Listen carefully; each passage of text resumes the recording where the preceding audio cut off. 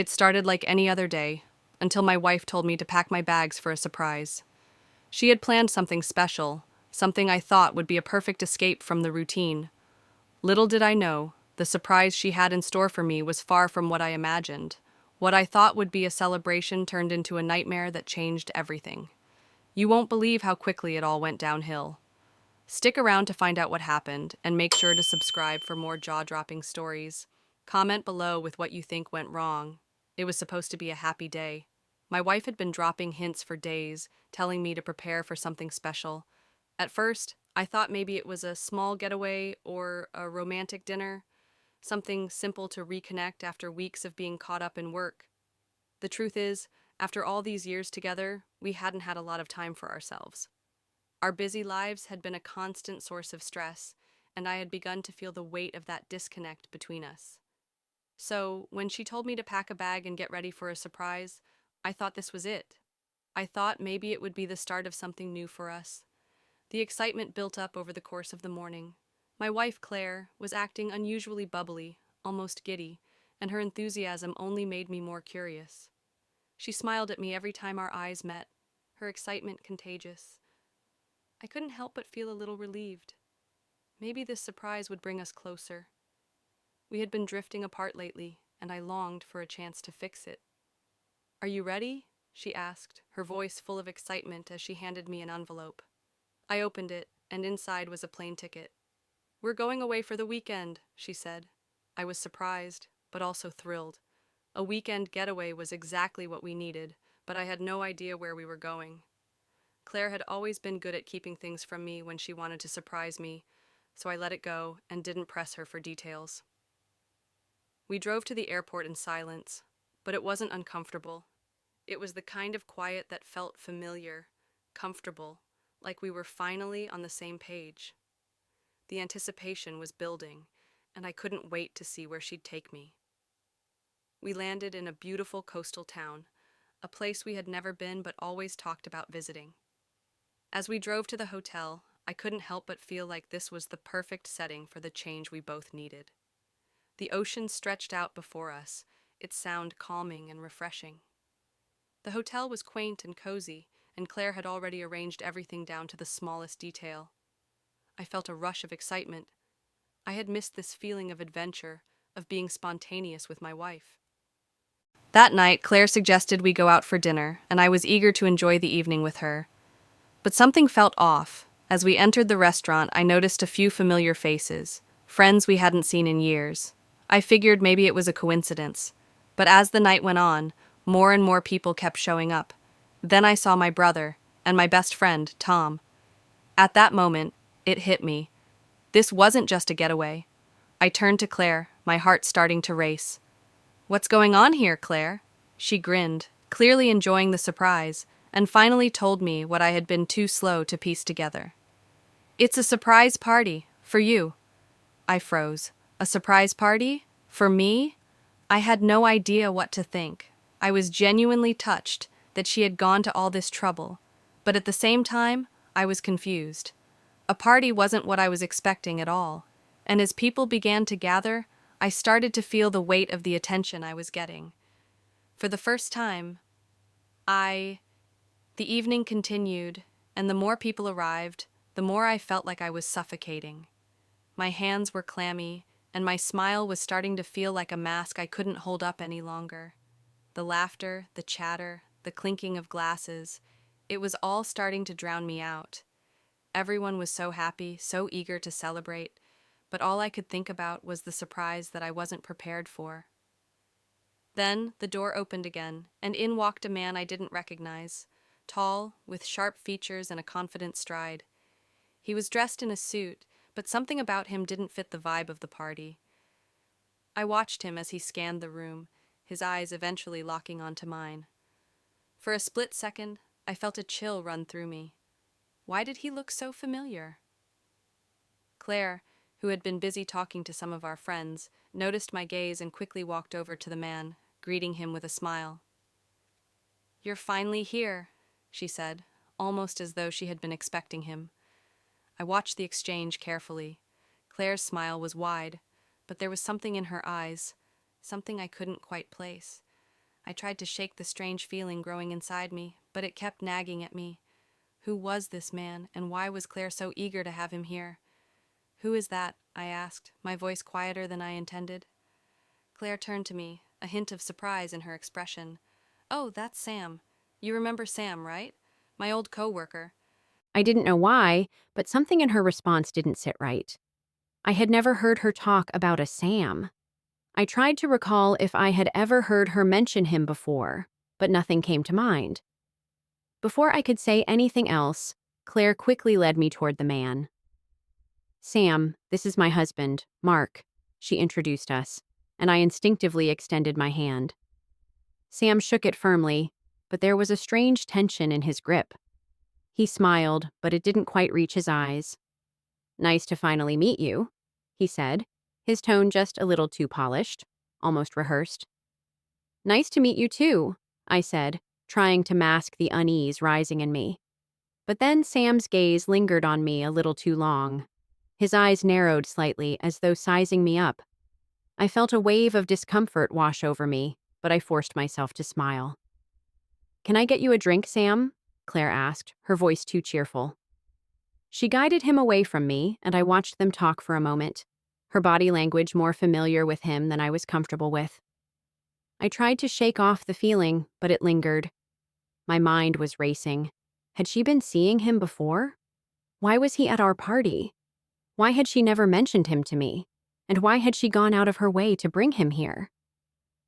A few moments later, Claire returned to my side, her face alight with excitement. "Isn't this great? I'm so glad you're having a good time," she said, completely oblivious to the confusion that was swirling in my head. "Yeah, it's great," I said, forcing a smile, but my mind was elsewhere. I couldn't stop thinking about Sam. I looked over at him again, and this time, he was talking to another woman, laughing as though they had known each other for years. His relaxed demeanor and familiarity with everyone else only made me feel more isolated.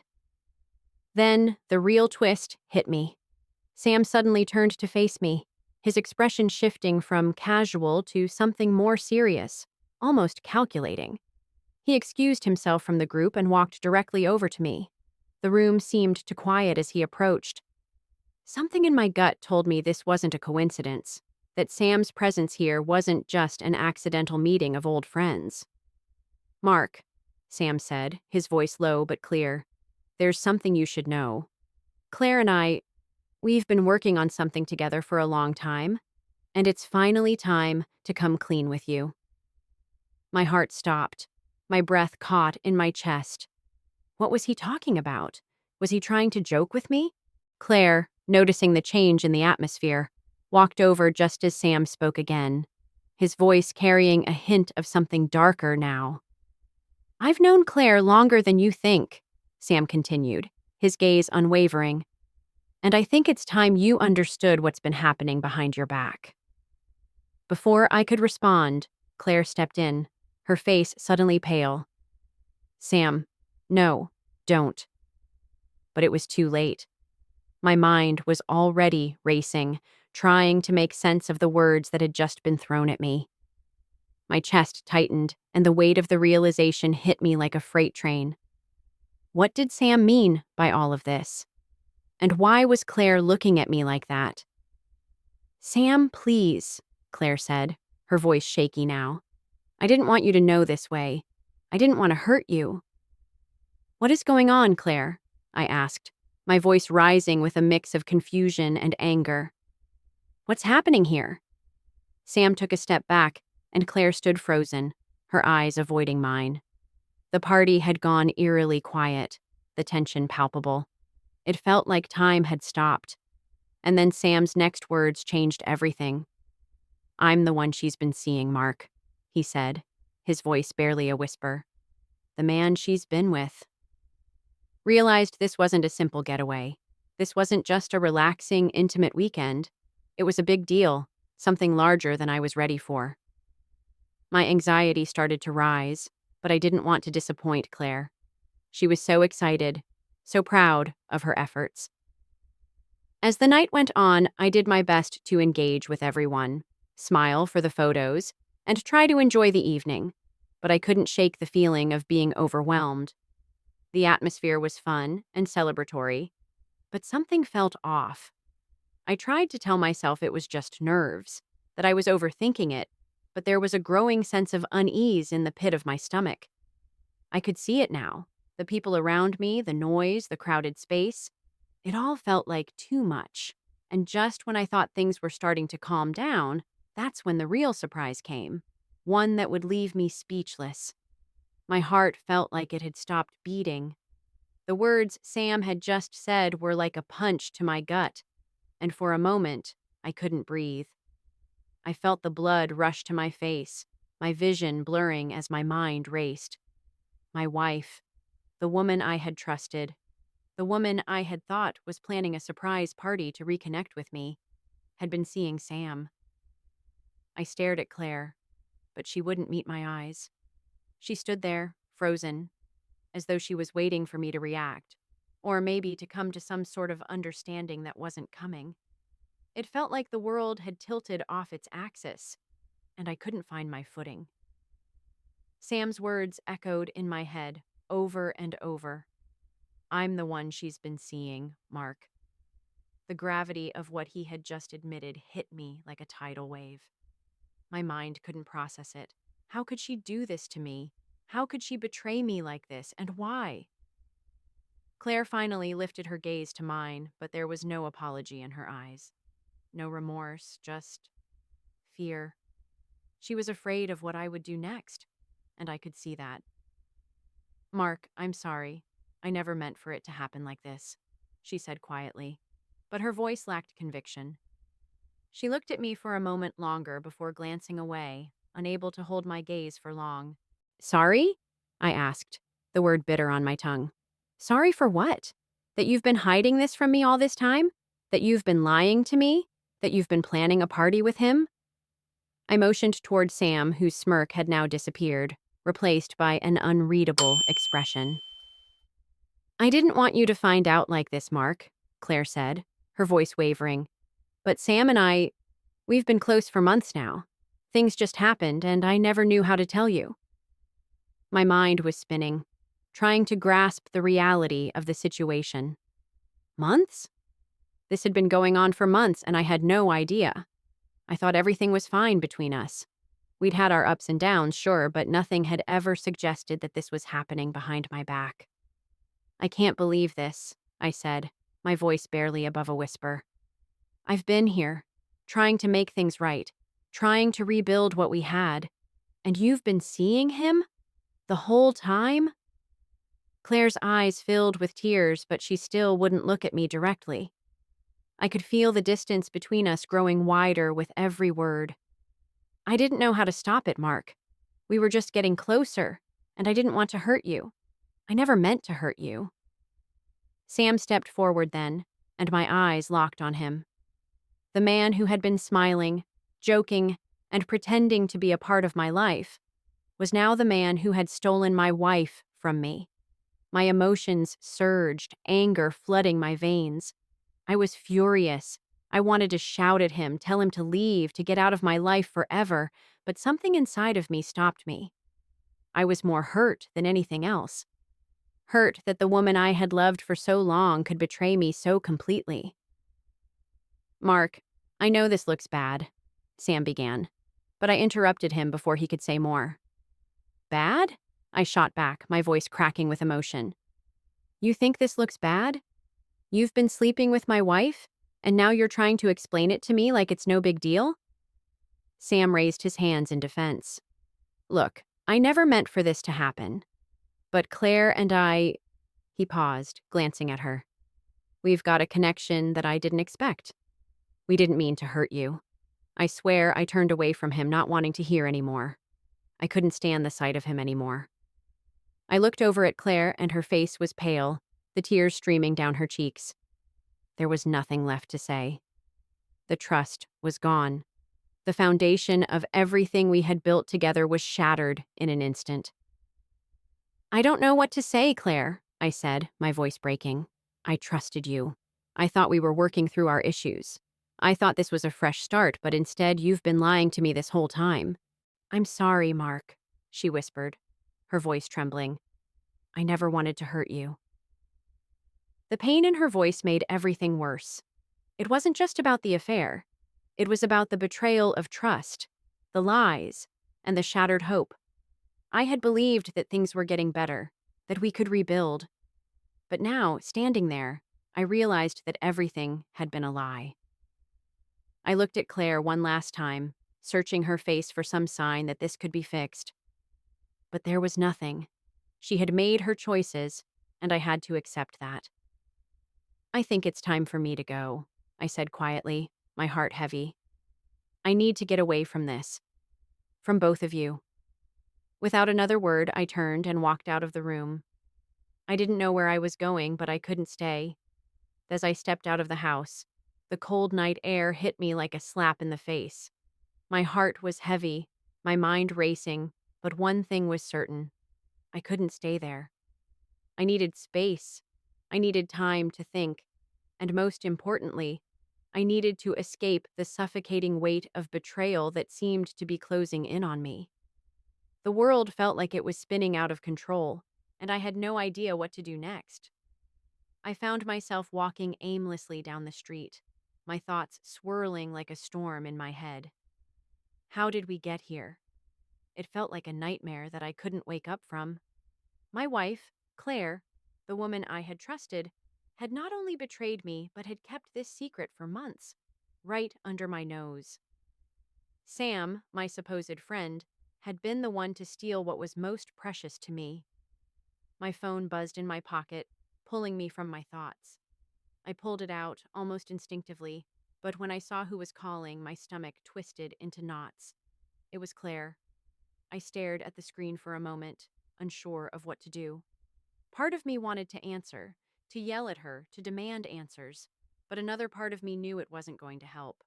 I wasn't ready to face her yet, not after everything that had happened.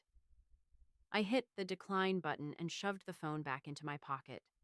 The last thing I needed right now was a conversation that would only make things worse.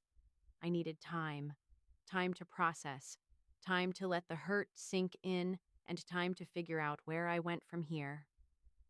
As I continued to walk, the weight of the situation started to settle in. The betrayal wasn't just about the affair. It was about everything that had led up to it. The years of trying to make things work, the compromises, the moments we had shared that now felt like lies. I thought I knew who Claire was. I thought I understood her, our relationship, and where we stood. But now it all felt like a house of cards, ready to collapse at the slightest touch. I couldn't keep walking aimlessly. I needed to go somewhere, to clear my head. I found myself heading toward the local park, the one Claire and I used to visit when we were first together. It had been a long time since I'd come here, but it felt like the right place to think. The park was quiet at this time of night, the only sound coming from the wind rustling through the trees.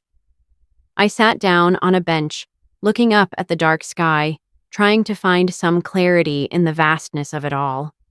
I had so many questions, so many things I didn't understand. Why had Claire done this? Why had she kept it from me for so long? Was there something I had missed? And how could Sam, someone I considered a friend, betray me like this? All these years of friendship, of trusting each other, and yet he had taken everything I held dear. I pulled my knees to my chest, my head in my hands, and for the first time in a long time, I allowed myself to cry. It wasn't just for the betrayal. It was for the man I used to be. The man who had believed in love and trust. The man who thought he had a future with someone. Now I didn't know who I was anymore. The tears seemed to flow endlessly, and for a moment I felt like I was drowning in my own grief. But as the night wore on, I started to feel a strange sense of calm. Maybe it was the quiet of the park, or maybe it was just the release of all the pain. But I slowly started to realize something. This wasn't the end. This was just the beginning. The end of my marriage wasn't the end of me. It wasn't the end of my life. It was painful, more painful than anything I had ever experienced, but I couldn't let it define me. I had been living in the shadows of this betrayal for too long, and I needed to step into the light. I needed to take back control of my life, even if it meant walking away from the people I thought I could trust. I wiped my tears away and stood up, feeling a sense of resolve wash over me. I didn't know what the future held, but I knew one thing for sure. I wasn't going to let this be the end of my story. It was time to move forward, to rebuild my life from the ashes of this disaster. As I walked away from the park, I felt a strange sense of determination. The pain was still there, and the road ahead would be difficult, but I was ready to face it. For the first time in a long time, I knew that I could survive this, and maybe, just maybe, I could even come out stronger on the other side. Ere any longer, I couldn't face Claire, and I certainly couldn't face Sam. The man who had been my friend, the man who had pretended to be my ally, had now taken everything I held dear. The days following the confrontation with Claire and Sam felt like an endless blur. I didn't know what I was supposed to do next. I didn't know how to handle the fallout from everything that had happened. I had tried to keep my life intact for so long, and now, with everything laid bare in front of me, I was forced to rebuild, piece by painful piece. At first, I stayed away from the house. I couldn't bear to be there, to face the place where everything had fallen apart. Claire tried to reach out to me, sending messages and leaving voicemails, but I ignored them. I wasn't ready to speak to her, and I wasn't sure I ever would be. There was too much hurt, too much betrayal. The woman I had trusted more than anyone else had broken me, and I wasn't sure how to trust her again, if I could ever trust her again. But in the midst of all this confusion, something began to shift inside me. I realized that I couldn't let the actions of others dictate my future. I couldn't spend my life wrapped in the chains of my past mistakes and the mistakes of others. It wasn't just about Claire. It wasn't just about Sam. It was about me. I started taking small steps to rebuild myself. I went back to therapy, something I had been avoiding for years, and began talking through the pain, the confusion, and the fear that had been holding me back. Slowly but surely, I began to regain some of my confidence. I found myself reconnecting with old friends, people I had lost touch with while I was caught up in my marriage. I focused on work, something that had always given me purpose. I even started running again, something I had given up after Emily was born. The process wasn't easy. It wasn't smooth. There were days when I wanted to give up, when I felt like everything was too much. But I didn't. I kept moving forward, even when it felt impossible. Then, one evening, after several weeks of silence, I got a message from Emily. She had been quiet for some time, unsure of where we stood. I didn't blame her for that. She had been caught in the middle of this mess, and she didn't deserve it. "Can we talk?" the message read. I took a deep breath before responding. I hadn't spoken to her in a while, and I knew this conversation wouldn't be easy. But I also knew it was necessary. Of course. When, a few minutes later, she called me. Her voice sounded nervous, but I could tell she was trying to be strong. "Dad, I've been thinking a lot about everything. I've been thinking about what happened between you and Mom. And I don't know how to say this, but I want to understand. I don't want you to feel like you're not part of my life anymore." My heart tightened. I hadn't realized how much I had missed her voice, how much I had longed to hear her say those words. I had hoped, prayed, that she wouldn't shut me out, but I hadn't known how to make that happen. "I've missed you, Emily," I said quietly. "More than you can imagine. I never wanted things to be this way. I know I can't change what happened, but I want to be in your life. I want to make up for the time I've lost." "I know, Dad," she replied, her voice thick with emotion. "I know. I want you to be a part of my life, too. I don't know how to fix everything. I don't know if I can, but I'm willing to try. I don't want to lose you again." And in that moment, something inside me shifted. It wasn't about forgiveness, and it wasn't about forgetting the past. It was about moving forward, about finding a way to rebuild a relationship that had been shattered. I realized that, even though I had lost a part of myself in the process, I was gaining something far more valuable: a chance at redemption, a chance to rebuild a future with my daughter. I don't know what the future holds, Emily, I said softly, but I'm here.